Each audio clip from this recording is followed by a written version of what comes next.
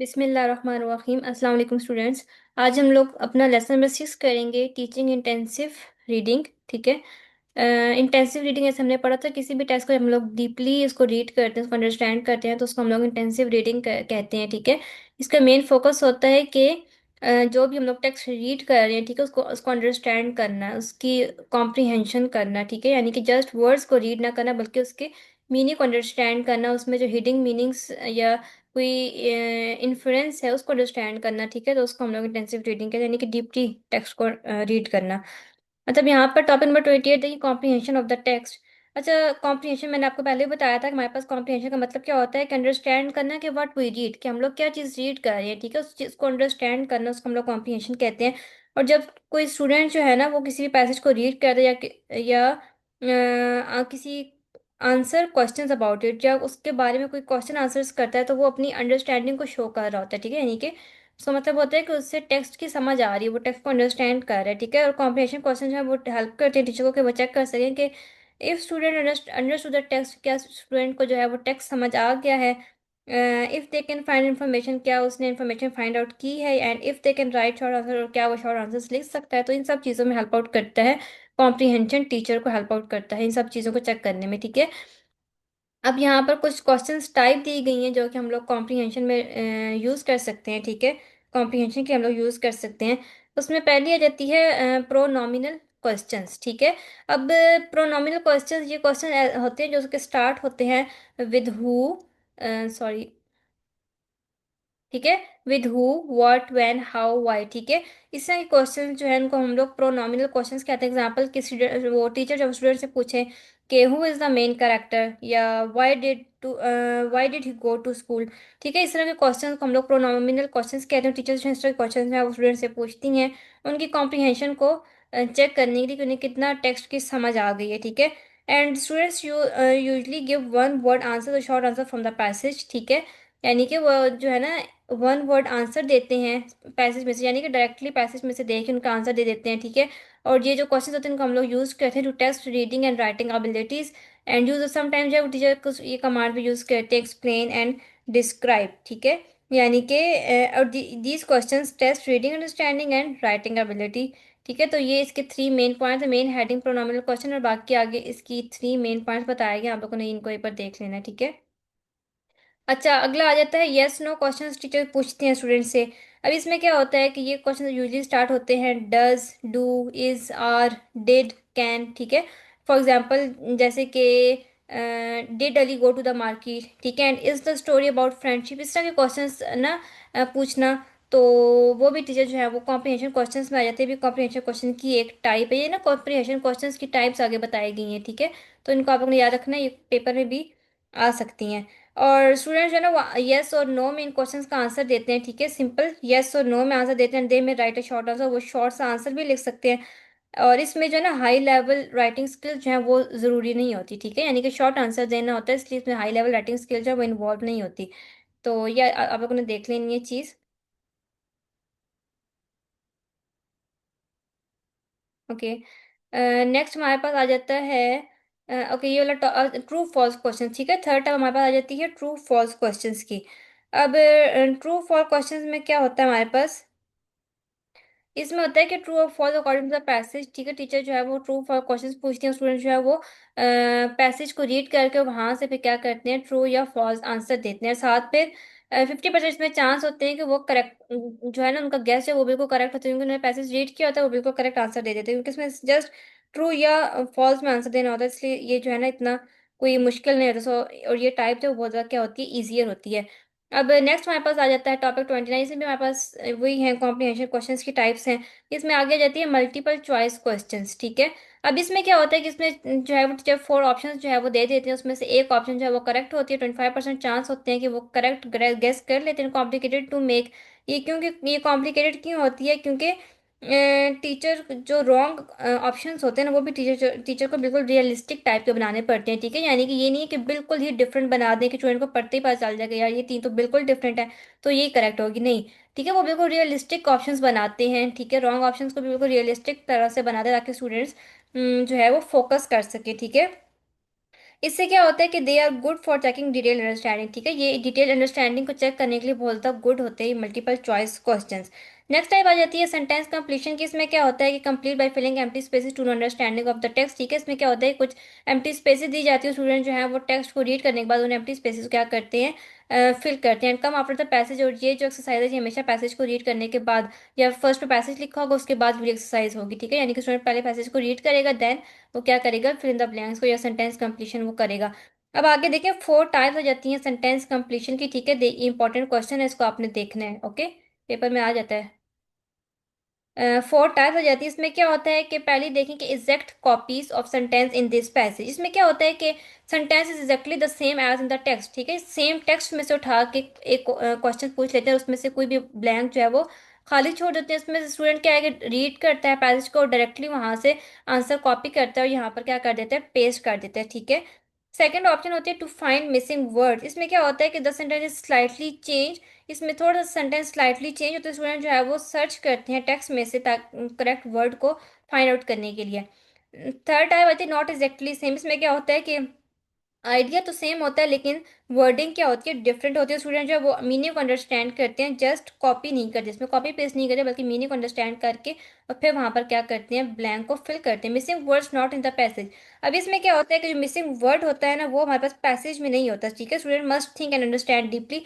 इसमें स्टूडेंट जो है वो थोड़ा सा डीपली सोचते हैं, ठीक है, उसके बारे में, और फिर उसका जो है वो आंसर देते हैं। और इसका जो आंसर है वो डायरेक्टली पैसेज में डायरेक्टली नहीं लिखा होता, बल्कि स्टूडेंट जो है वो पैसेज को रीड करते हैं, उसको अंडरस्टैंड करते हैं और फिर अपनी वर्डिंग में उसका आंसर लिखते हैं, ठीक है, जो या जो ब्लैंक होती है उसको फिल करते हैं, ओके। नेक्स्ट हमारा टॉपिक नंबर 30 आ जाता है the focus of comprehension question. अब यहाँ पर बता रहे हैं कॉम्प्रीहेंशन क्वेश्चन का मेन फोकस क्या होता है, ठीक है। कॉम्प्रीहेंशन क्वेश्चन जो है ना वो सिर्फ अंडरस्टैंडिंग को नहीं चेक करते, बल्कि ये डिफरेंट लेवल ऑफ थिंकिंग पर भी बहुत ज़्यादा क्या करते हैं, फोकस करते हैं। अब यहाँ पर इन्होंने बताया गया कि according to Tollefson, Day and Park, ठीक है, they are different focuses of comprehension questions, ठीक है, यानी कि बहुत ज़्यादा डिफरेंट फोकसेस हैं जिस पर कॉम्प्रीहेंशन क्वेश्चन है वो फोकस करते हैं। उसमें पहला आ जाता है literal comprehension of the text. अब इसमें क्या होता है कि ये डायरेक्ट अंडरस्टैंडिंग होती है, ठीक है, ये समझो, ये हमारे पास ये क्या होता है, ये बेसिक लेवल होता है, ठीक है। आपने याद रखना है कि ये जो literal comprehension of the text है ये बेसिक लेवल होता है। इसमें क्या होता है कि it it asks about what the text clearly says या एक्सप्लिसाइटली सेज, यानी कि टेक्स्ट में डायरेक्टली या एक्सप्लिसाइटली क्या बताया गया है, ठीक है, उसके बारे में ये पूछता है। And answer answer by coating part of the text में क्या होता है कि डायरेक्टली आंसर जो है वो बच्चे वहां से कॉपी करते हैं और क्या कर देते हैं, पेस्ट कर देते हैं, बिल्कुल सेम आंसर वहां पे दिया होता है पैसेज में, ठीक है। तो वो literal comprehension of the text, जिसमें क्या होता है कि स्टूडेंट सिंपल पैसेज को देखता है, वहां से डायरेक्टली आंसर उसका गिवन होता है पैसेज में, वहां से आंसर उठाता है, उसको क्या कर देता है, पेस्ट कर देता है, ठीक है। जैसे कि वे डिड अली गो, ठीक है, तो आंसर में डायरेक्टली पैसेज में दिया गया होगा, वहां स्टूडेंट जैसे उसको उठाएगा वहां पे पेस्ट कर देगा अपने आंसर की जगह पे, ठीक है। तो इसको हम लोग लिटरल कॉम्प्रीहेंशन कहते हैं, यानी कि एक हमारे पास बेसिक लेवल होता है कॉम्प्रीहेंशन का। नेक्स्ट देखेंगे drawing influences from the text, ठीक है। ड्राइंग इन्फ्लुएंसेस का मतलब क्या होता है कि रीडिंग बिटवीन द लाइंस, यानी कि उस चीज़ को अंडरस्टैंड करना जो कि टेक्स्ट में डायरेक्टली नहीं बताएगी, बल्कि कुछ क्लूज दे दी गए हैं जिसकी बेस पर स्टूडेंट्स जो है क्या करते हैं, अंडरस्टैंड करते हैं, ठीक है। अब यहाँ पे देखेंगे taking messages not explicitly stated, यानी कि जो चीज़ एक्सप्लिसिटली यानी कि डायरेक्टली नहीं बताएगी उस चीज़ को अंडरस्टैंड करना, उसको इन्फ्लुएंस कहते हैं। Could be justified by reference to the text, ठीक है, यानी कि टेक्स्ट में कुछ क्लूज दे दी गई होते हैं, रेफरेंस कुछ दे दिया जाता है जिसकी बेस पे क्या होता है कि हम लोग अंडरस्टैंड करते हैं कि वाई, एग्जांपल मैं आपको देती हूँ कि वाई वाज अली नर्वस, ठीक है। तो इस क्वेश्चन का आंसर ना डायरेक्टली तो नहीं दिया गया, बल्कि लेकिन वहाँ पे कुछ क्लूज दे दिए जाएंगे जिसकी बेस पे स्टूडेंट क्या करेंगे, इस क्वेश्चन का आंसर लिखेंगे, तो उसका हम लोग क्या कहते हैं, इन्फरेंस ड्रॉ करना।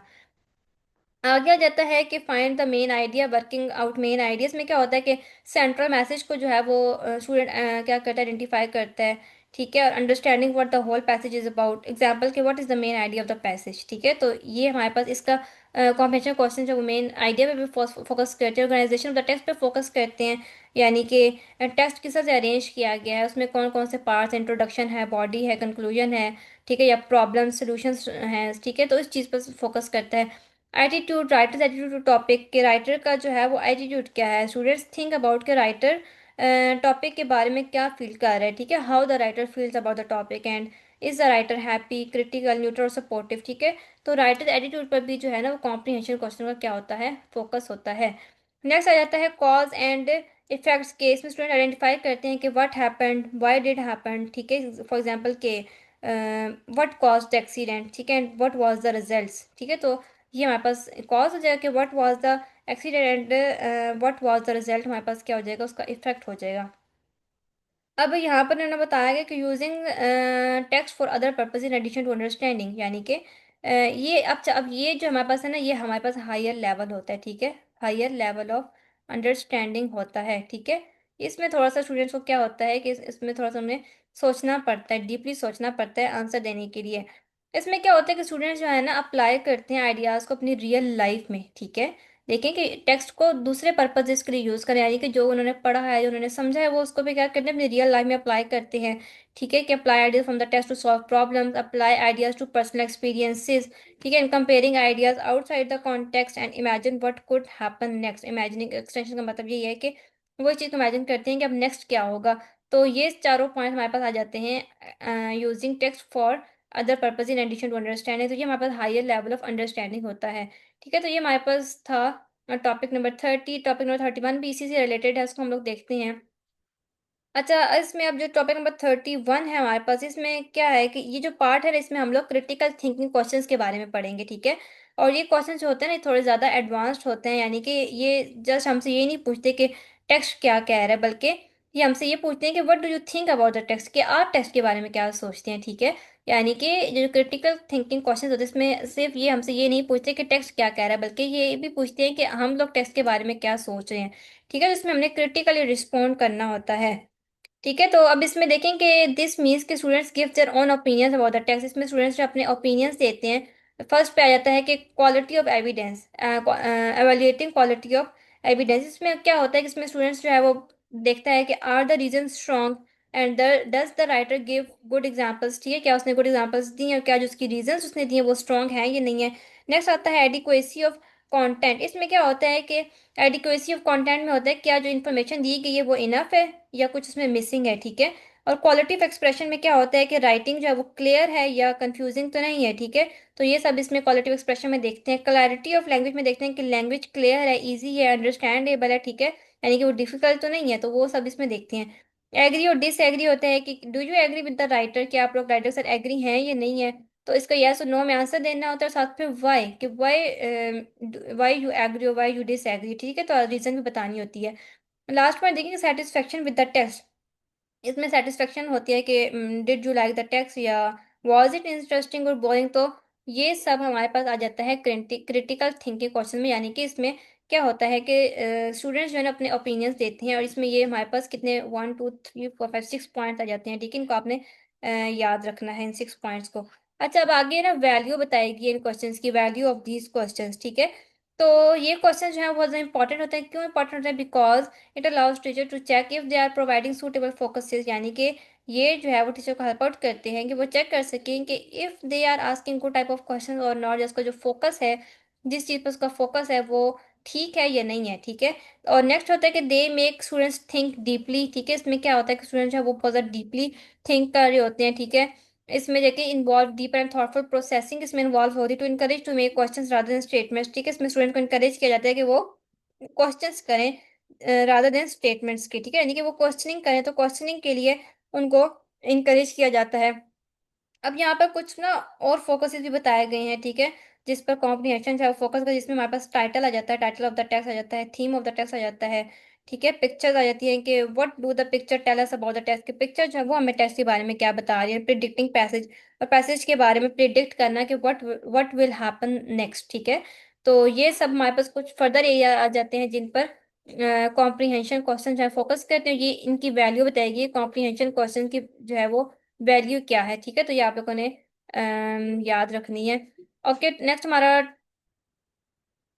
ओके, यहाँ पर हमारे ना 3 टॉपिक्स हो गए हैं, ठीक है, 20 29 एंड, ठीक है।